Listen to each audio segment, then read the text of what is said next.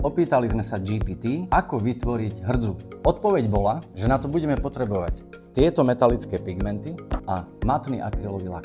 Od značky Pentart tu máme túto zaujímavú čiernu tzv. Namáčaciu farbu. Skúsime ju použiť ako podklad. A o chvíľu ideme na prášky. Prášky nasypeme do natretej farby a jemným vtieraním týmto spôsobom spájame tou farbou, ktorá mierne lepí. A teraz použijeme prostriedok, ktorý určite má každý z vás. Našou úlohou bude to trošku preleštiť prstom. Tým, že to takto jemne prechádzame prstom, odstraňujeme prebytočný prášok, zároveň to zalešťujeme, vzniká nám presne efekt kovovej patiny. Ideme lakovať matným lakom.